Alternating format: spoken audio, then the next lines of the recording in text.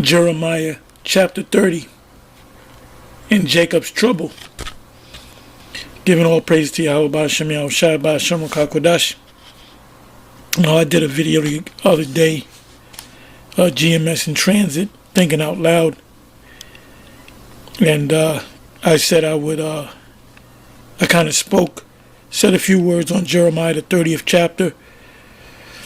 And I don't remember if I did an actual full breakdown of Jeremiah, the 30th chapter.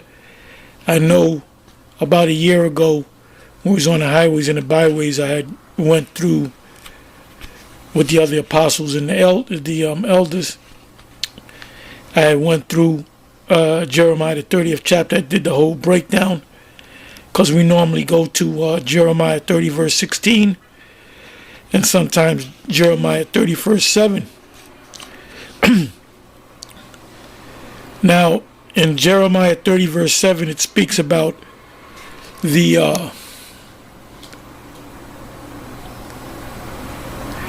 actually mentions the time of Jacob's trouble. So now if you read from the first verse, you read the whole chapter, the first verse to the seventh verse, on down, you would see it's talking about this time period right now. You know, Jacob's trouble is not talking about when we were in hard bondage under the Egyptians. Now, we were troubled, but that's not Jacob's trouble. When the Babylonians took us down, when the Assyrians took us down, when we went through these different captivities, during the time of Antiochus Epiphanes, during the time of the Roman Empire, it says in Matthew the 11th chapter, the kingdom of heaven suffereth violence, which is a Jacob's trouble, but it's not the Jacob's trouble. There's going to be one time identified as Jacob's trouble, and that's when we're going to be delivered. Jacob's trouble is also in Daniel the 12th chapter, in the first couple of verses.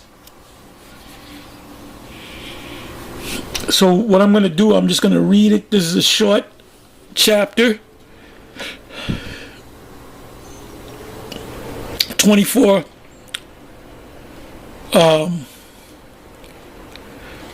verses long. So it's a pretty fast read, and whatever precepts come to mind, I'll go to them.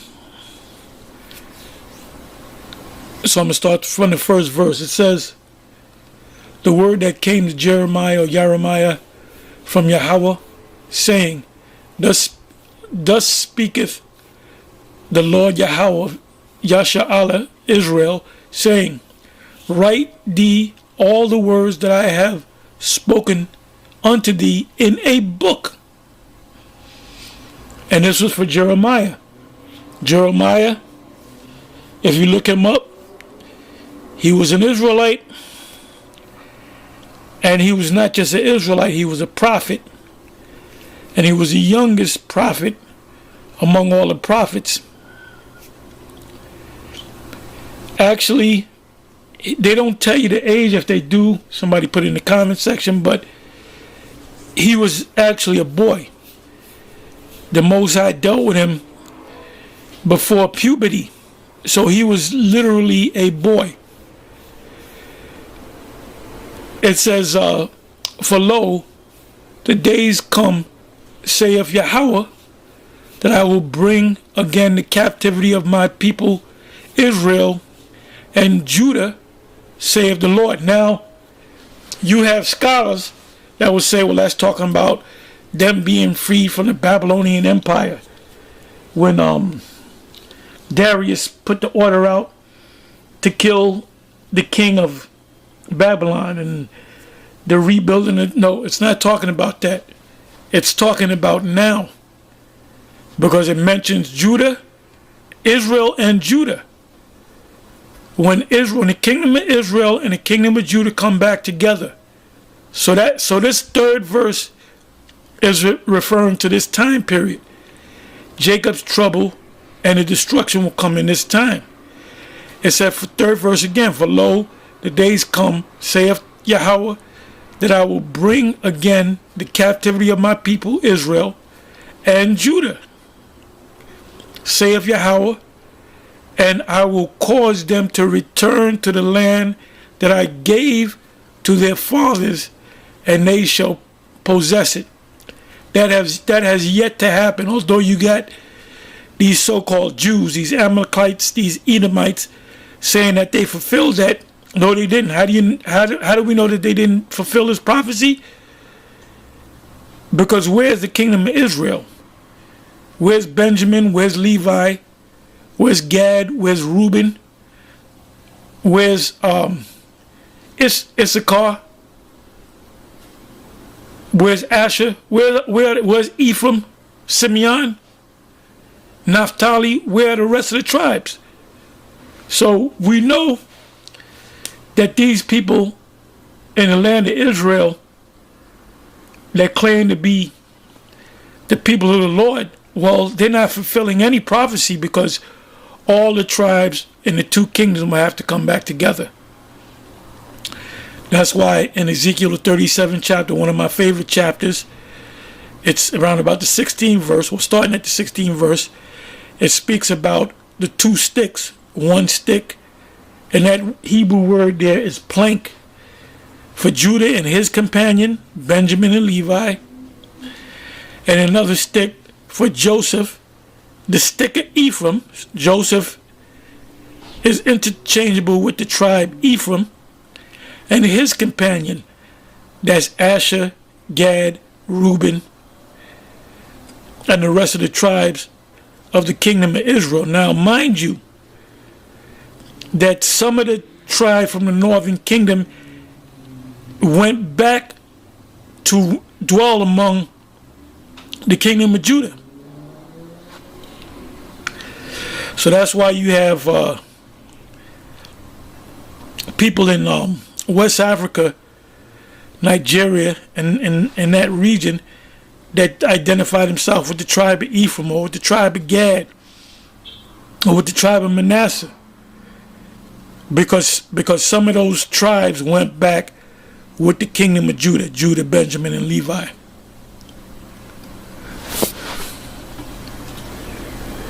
It says, 4th verse, and these are the words that the Lord Yahweh spake concerning Israel and concerning Judah.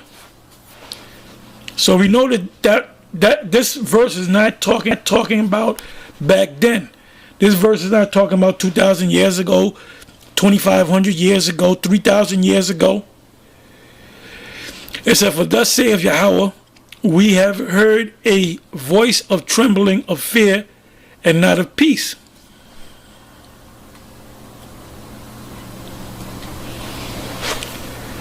Sixth verse.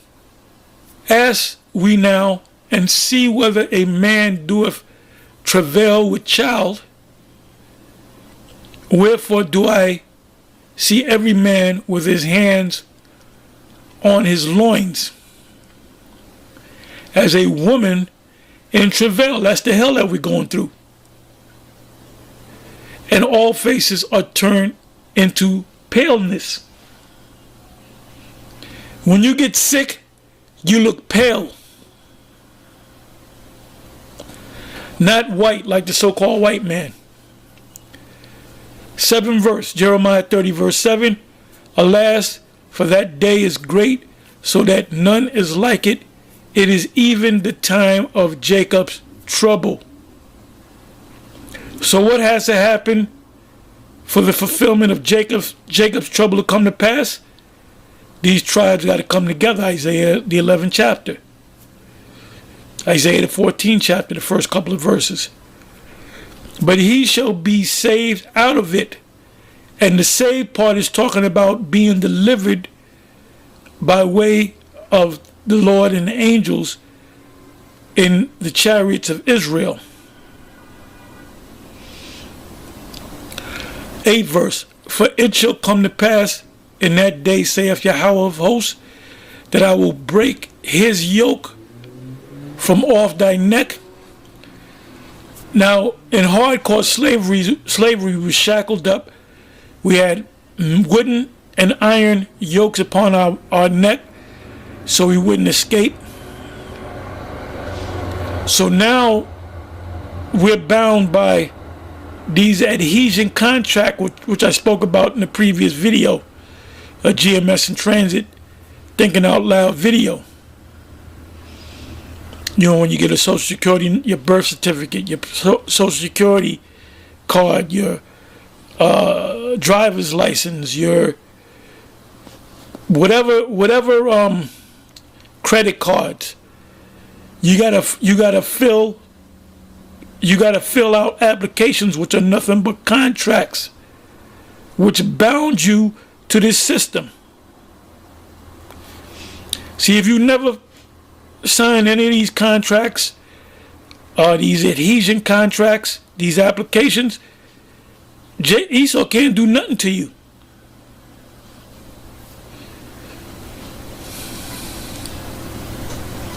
But we are bound by these contracts. So it's no longer the iron yoke around your neck, the shackles.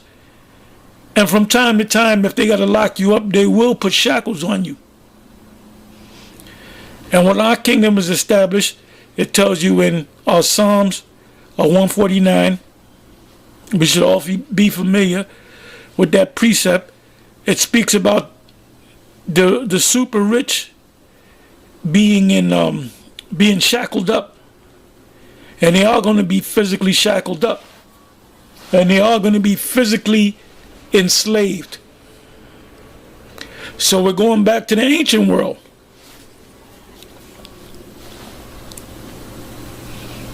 Eighth verse. For it shall come to pass in that day, saith Yahweh of hosts, that I will break his yoke from off thy neck, and will burst thy bonds. Now, if you get a chance, you look up the word bonds.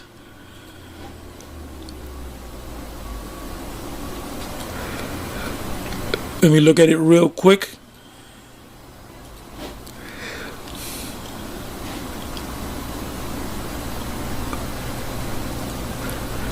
Mawasar, band, bond.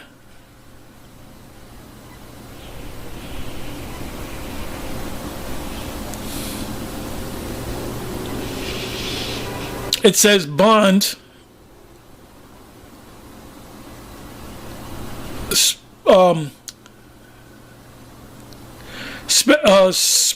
specially used of the bonds of a yoke, often metaphorically. So we have metaphoric bonds on us through the various adhesion contracts. Now I give you some precepts. I give you Psalms 2 verse 3, Psalms 107 verse 14, Psalms 116 verse 16, Isaiah 28 verse 22, Isaiah 52 verse 2, Jeremiah 5 verse 5, Jeremiah 27 verse 2.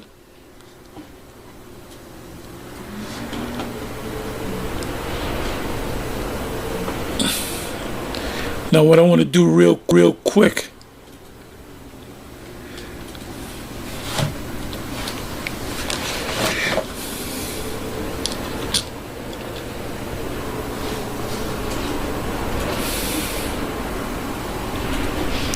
is go to Psalms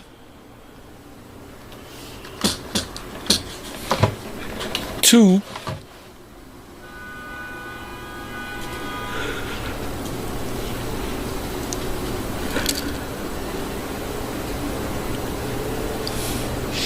Okay, it says, let us break their bands asunder and cast away their cords from us.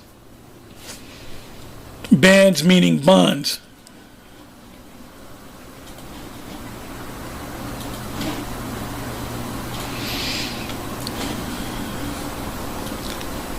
I'm going to take the word bond and go into the Google and get the general definition.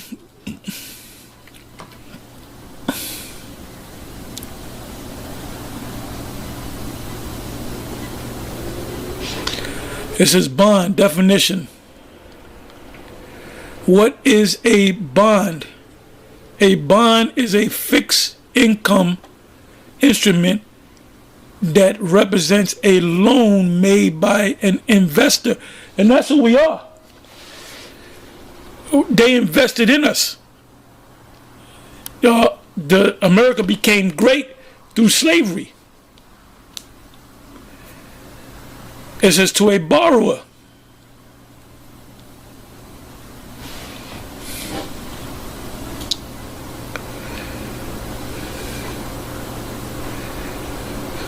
Okay, let me see what Merriam-Webster dictionary says. Something that binds, the condition of being held together. The glue forms a strong bond, a force or influence that brings or holds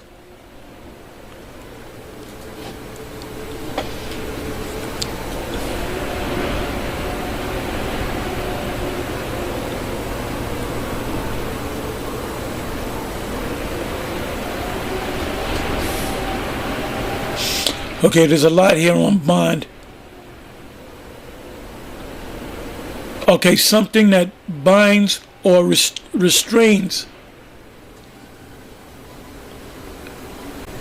A band or cord used to tie something, and they tie this to this system.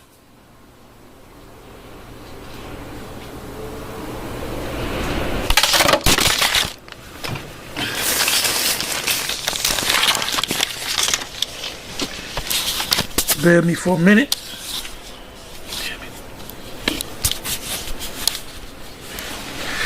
Let's see.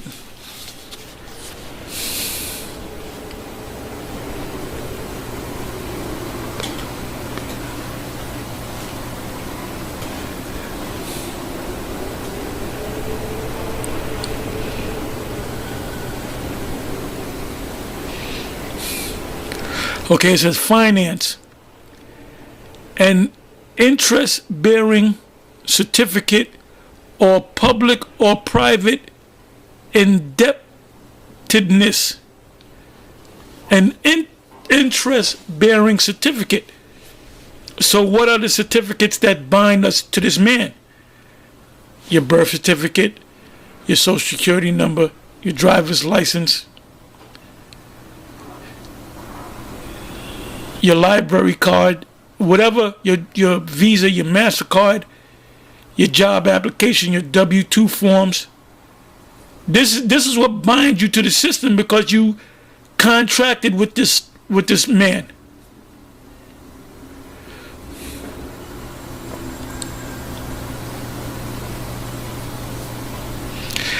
An insurance agreement pledging that one will become legally liable for financial loss caused to another by the act of default of a third person or by some contingency over which the third person may have no control. Now, these Jake's getting shot at by cops. Esau is bringing them into justice, and they're getting a lot of money for Jake because Esau is losing money at the hands of these cops. Because Jake is pretty much a property, but whereby, like the slave master, right? If you had a good slave and the slave got sick and died, or the slave got sick, the slave master would do everything in his power to make him well so he can keep working for him.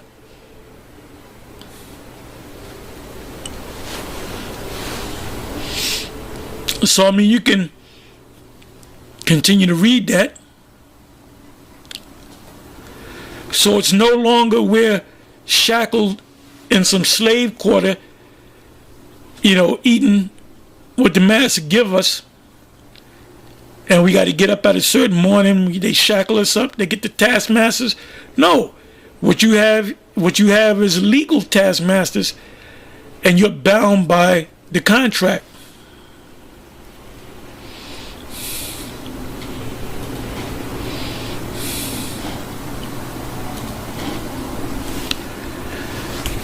This is a little longer than I wanted it to be, but that's good.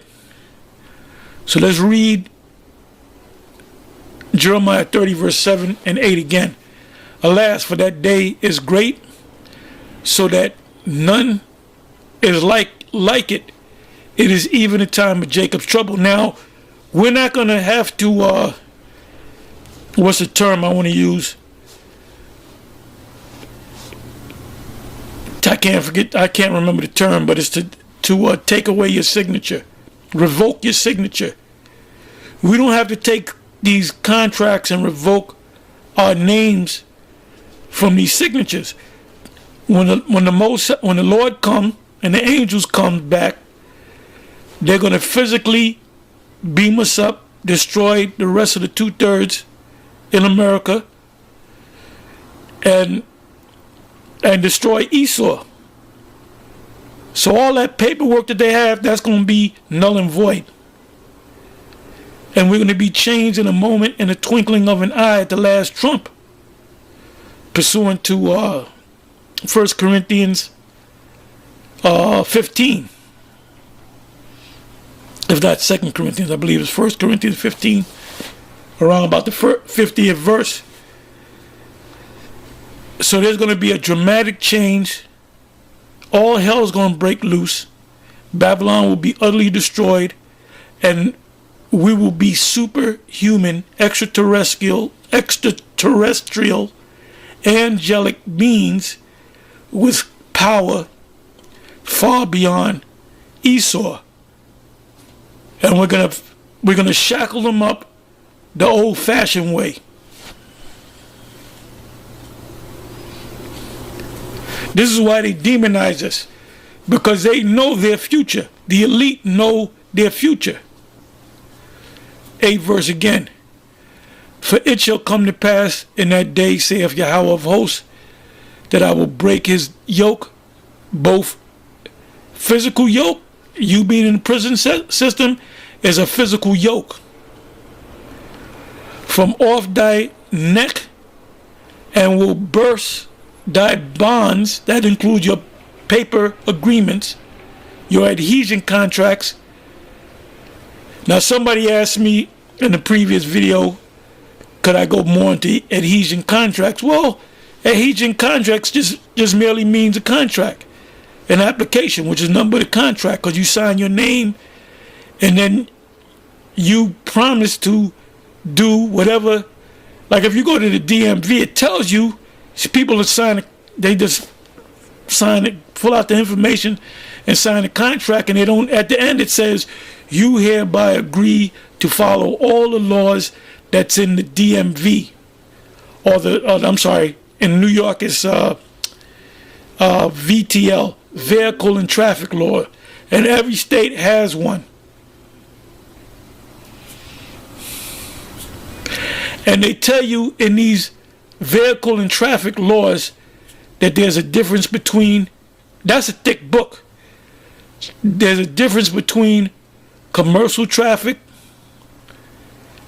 there's a difference between commercially owning a vehicle and personally owning a vehicle. Commercially owning a vehicle meaning you own it because you have a corporation, you have a fleet of cars. Personal meaning you're doing business as a sole proprietor. But it says that which makes it a contract. You hereby agree by signing your name that you agree to all the laws, codes, ordinances of the VTL, Vehicle and Traffic Law. So when you get your light, okay, you took the test, you got the license, you go through a red light, a revenue officer pulls you over because he's doing it for revenue. He's really a revenue officer. They're not going to lock you up if you pay. You go to court. The officer proves that you went through the red light. You got to pay the court costs, and you pay it, and you don't go to jail. Now, if you don't pay it, you can go to jail, because really what they want out of you is the money.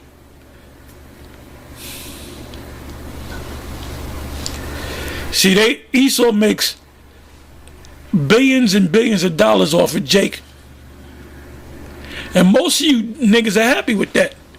You're happy being Esau's slave.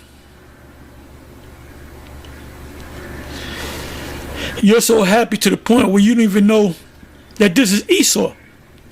And you don't even know that you're an Israelite. That's why if a Jake can't get it, fuck him. Cold, fuck him. Because the Most High is going to destroy them any goddamn way.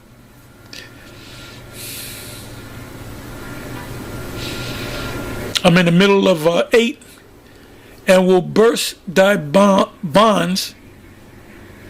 And that bonds is talking about being shackled up or yoked around your neck, and or paper bonds. If you ever get locked up and somebody's going to bond you out, they pay whether it's 10%, 20% of the bail that the court issues. And you give them the money, and what they do is they give you a whole stack of contracts to sign. And that's how they got you. That's why they can catch you.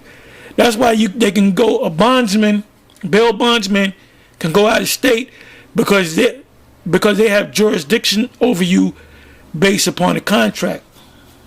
So if you go to Mexico, they can go down to Mexico and get you, where police can't do that. And they're part of this setup with the court system. See, Esau, one thing about Esau, if you've been in this system, he does do everything in order.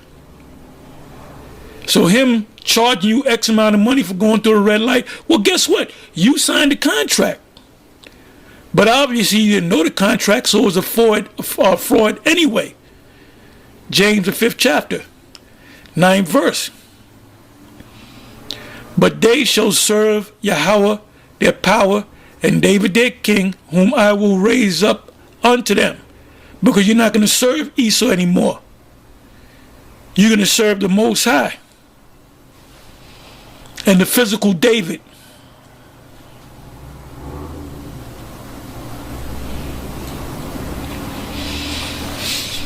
Therefore fear thou not, O my servant Jacob, saith Yahweh, neither be dismayed, O Yasha'Allah, for lo, I will save thee from afar. And we are on the other side of the world. We're in the Americas and around the world. But the key place that we're going to be delivered is from where? Out of America. Where did this truth spring from? America. It said, and Jacob shall return and shall be in rest. That's the kingdom. And be quiet, and none shall make him afraid. Because we're gonna be in the power seat. We're gonna be the superhuman, extraterrestrial, angelic beings over we're gonna be different. You're gonna see a person walk down the street, you're gonna know it's a heathen or an Israelite, because they're gonna have a glow about them. We're gonna look different.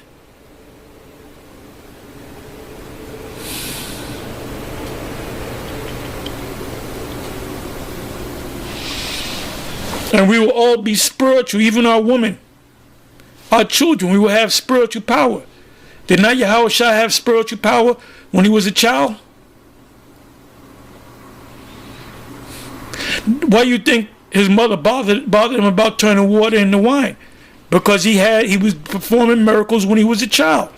He discovered the fact that he had a special gift, and that he was the Messiah.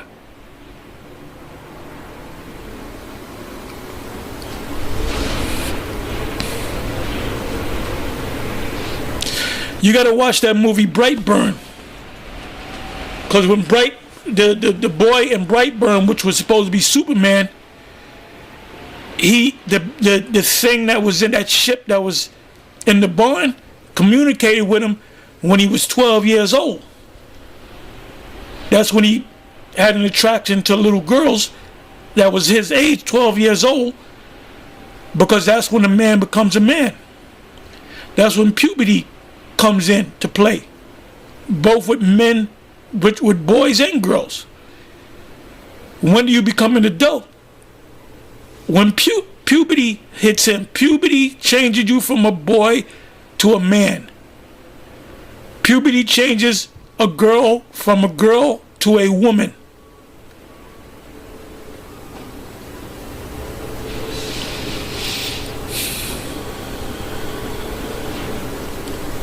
So you got these brothers in these other camps getting all emotional. Back in the ancient world, you had women that were with older men at the age of 12, 13, 14 years old.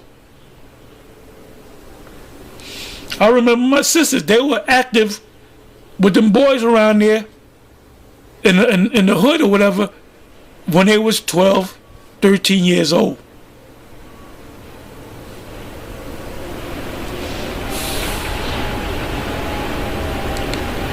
And I believe, if my memory serves me correctly, both my sisters were pregnant at 14. So when were they engaging in sex? When they were 13.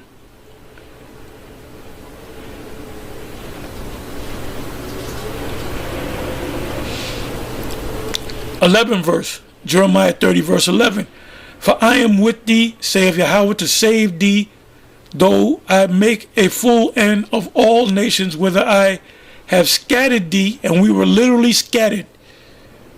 You got the ISUPK saying, oh, them people in Africa, you a Hamite. Where you from, brother? I'm from Ghana. You a Hamite. Where you from, brother? I'm from Nigeria. You a Hamite. No. You had Israelites. What part of Africa is great? The western part, or the western coast of Africa. Why?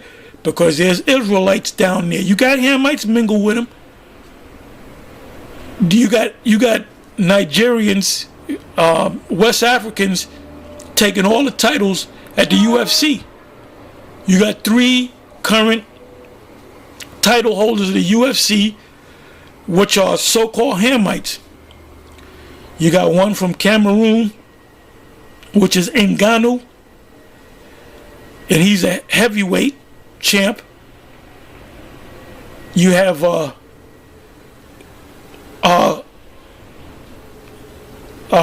Kumar, which he's Nigerian. He's a world champ at 170. And at 185, you got Israel Adesanya, which Israel is his first name. And them 3 dudes are Israelites.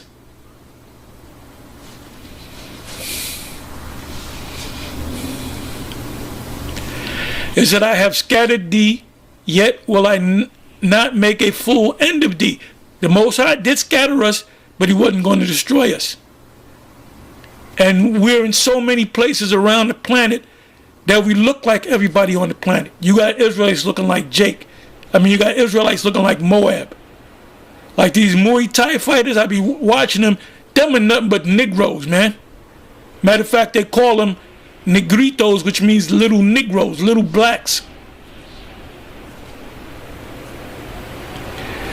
But I will correct thee in measure, and will not leave thee altogether unpunished. Aren't we being corrected in measure? Little by little, you growing into this thing. Verse. For thus saith Yahweh, the Most High, thy bruise is incurable, and thy wound is grievous. 13 verse. There is none to plead thy cause, that thou mayest be bound up. Bound up meaning receive medicine to heal yourself. But what's the medicine that's healing you? This truth. The fact that you listen to the videos, watch the videos, and wake up to the fact that you're Israel. Then you start reading the scriptures. Then you start keeping the laws. Then you start growing your beard. Then your women act a different way. Then you start keeping the high holy days, the Sabbath. If you was eating pork, you stop eating pork. That's the thing that's going to heal you.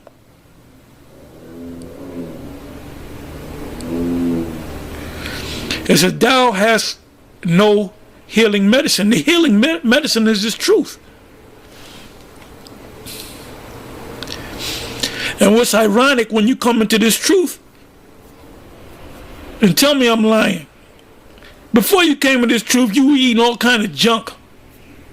When you came to this truth, you started exercising, you started taking herbs, you started getting into the herbs.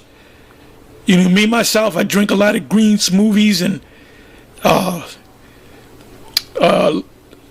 juices like pomegranate juice, which is great for your body, for the circulation.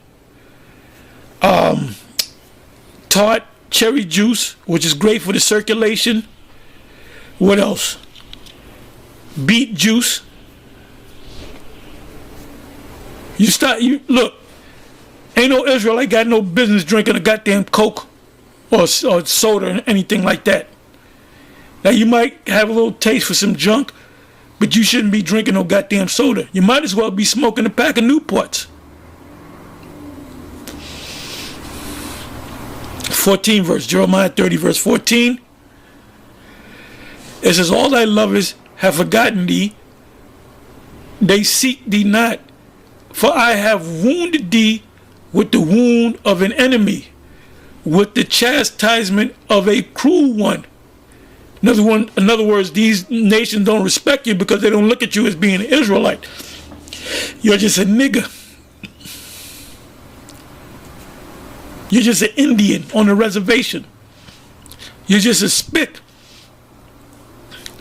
For the multitude of thine iniquities, because thy sins are increased.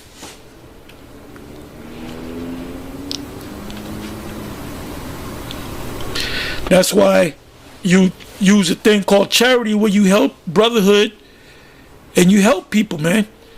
Because it says charity covers a multitude of sin. Because the Most High knows your heart. Why criest thou for thine afflictions? Thy sorrow is incurable for the multitude of thine iniquities. See these Jays getting shot in the back by cops? The reason why that's happening, first of all, you got to understand that Esau is a whipping stick of the Most High. So when they get shot, they're getting shot by the Most High's instrument. So if you're going to get mad at anybody, get mad at the Most High. You go ahead and get mad at the Most High. And the Most High going to throw the law right in your face, nigga. You having sex with your man behind his back, and then you the same nigga gets shot up by the cops, and they say, oh, how good this boy was. He was a good boy. He took care of his kid. No, you wasn't. You were popping your boy's woman, nigga. And I grew up around Jake. Jake is nothing but wicked. That's a topic right there for you, Apostle Ramlob. Jake is nothing but wicked. Because thy sins were increased. And you don't think about the motherfucking fact that you don't realize the consequences of what you do. You get all mad at the damn cop for shooting you back. Won't you think about the Most High? Won't you think about what sin you committed for the cop to blow you away like that? What sin or sins did you commit for the cop to put his knee on your neck for 9+ minutes? And you screaming for mama. And mama's in the spirit world.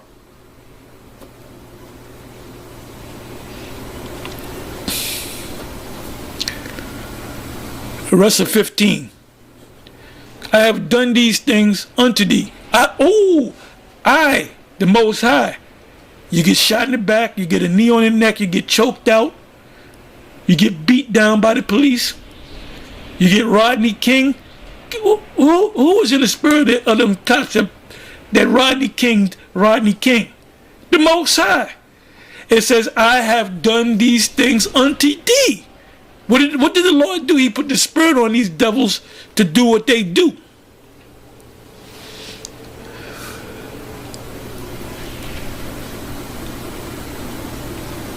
Most High telling them cops in the spiritual realm, do what you do, soldier. Do what you do. That's this man's job. That's this man's job. To wreak havoc. And you don't understand that, man. As this derelict came up to us many years ago in the camp, he said, get right with God, get right with God. And he was right. You niggas are not right. 16 verse, therefore all they that devour thee shall be. So ultimately, that's the payback. See, Esau being the whipping stick of the Most High, don't realize that we're going to get him back. Payback is a bitch. 16 verse. Therefore all they that devour thee shall be devoured, and all thine adversaries, enemies, every one of them. We always say, every last one of them, every one of them shall go into captivity, going into slavery. Vocab. You better hope like hell you're not an Edomite. It said everyone, all of your enemies, all of your adversaries, every one of them shall go into captivity. And they that spoil thee shall be spoiled, and all that preyed upon thee will I give for a prey. Payback is a bitch. 17 verse. For I will restore. That's reparations. True reparations is to take the person that put you into slavery and put them into slavery. You can't restore nothing with a check. It said, for I will restore health unto thee, and will heal thee of thy wounds, saith Yahweh B'Shem Yahushai. Because they called thee an outcast, right? And you are outcast. The reason why they don't recognize you as being Israelite, because you wasn't in Israel. You was in slavery in America, and you was around the world talking about you Israelites. Saying, this is Zion, whom no man seeketh after.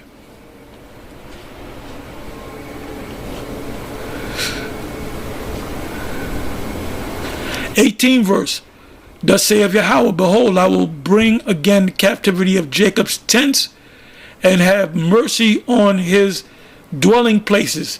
The Most High is going to start dealing with us as a father, a loving father deals with their loving children. And the city shall be built upon her own heap. Whose heap?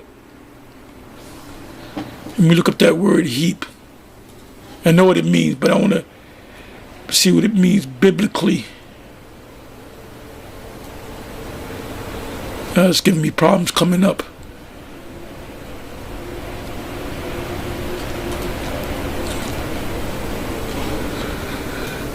Okay, heap.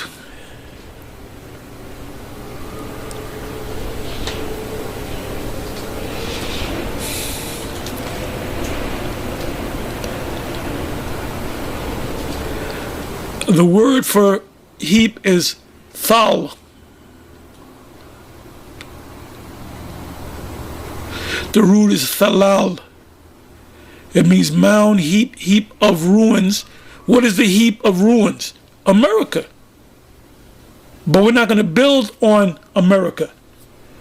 It's the other places. Israel, our homeland, is going to be a heap, but it's going to be built back again. America is going to be the largest desert on the planet. And whatever other places on the earth that were destroyed, that were in heaps, they're going to be built back up. Israel's going to be built back up. Lebanon's going to be built back up.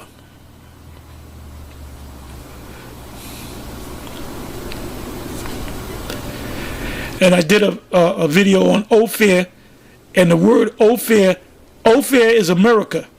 When it speaks about the fine gold of Ophir, it's talking about when King Solomon had the navy, the Canaanites go back and forth to the Americas, and that place was called Ophir. Now, when you look up the word Ophir in the Hebrew, the word means, what does it mean? It means ashes. You know what I got to do? I got to Or you know what? I'll put it in the, somebody could put in the comment section. It means ashes or go to ashes or something to that effect. Because I was going through it in the other video. So our kingdom is going to be built upon the ashes of Esau's kingdom. So this kingdom is going to play out on the planet Earth.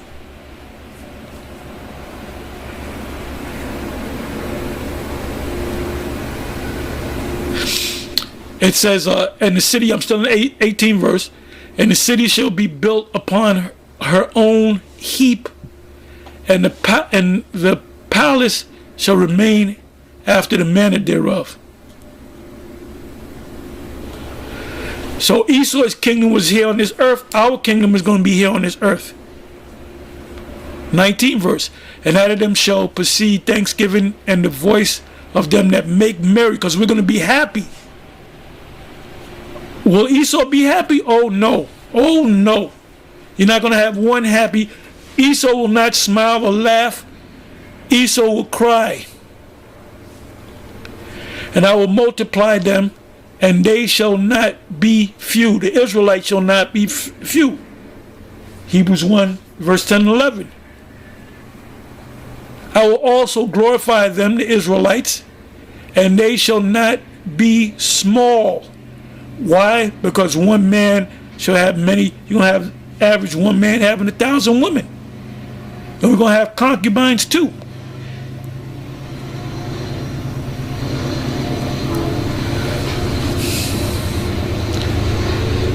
So this is all going to happen. What's going to happen before the kingdom comes is Jacob's trouble. So Nate said, oh, there's no such thing as Jacob's trouble. You're just going to walk right out of here. No. Jacob's trouble got to come. Their children also shall be as aforetime, and their congregation shall be established before me, and I will punish all that oppress them. So Esau, you're gonna really get it, and you other nations, but you ain't gonna get it as bad as Edomites.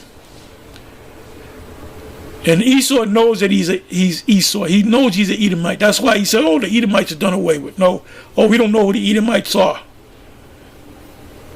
They're you, fool. 21st verse. We got a couple more verses. 4 verses to be exact. And their nobles shall be of themselves, and their governors shall, because it's going to be order in the kingdom. It's going to be a government. Shall proceed from the midst of them. And I will, and what comes to mind is Isaiah 2 verse 2.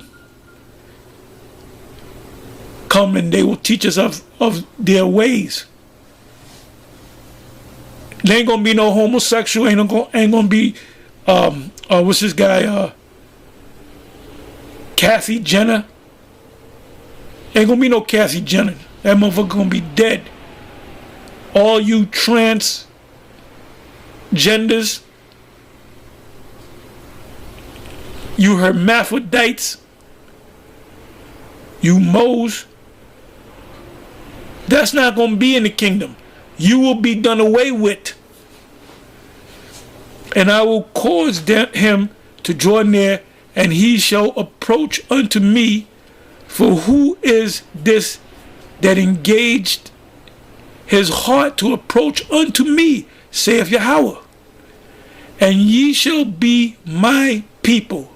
Who's the Most High talking about? Or talking to? The Israelites. Those are the people, man. Ain't no such thing as no goddamn supersessionism and replacement theology. And I will be your power. Behold, the whirlwind of Yahweh. That's the ships. You can read Isaiah 66 verse 15. Of Yahweh goeth forth with fury, because the whirlwinds are coming to shoot lasers to destroy this place. A continuing whirlwind, it shall fall with pain upon the head of the Edomites, the wicked. It said, it shall fall with pain upon the head of the wicked. The fierce anger of Yahweh shall not return until he have done it, and until he have performed the intent of his heart. In the latter days, we're in the latter days, ye shall consider it. So if you can't see that there's no such thing as Jacob's trouble, but then you a goddamn fool. Anyway.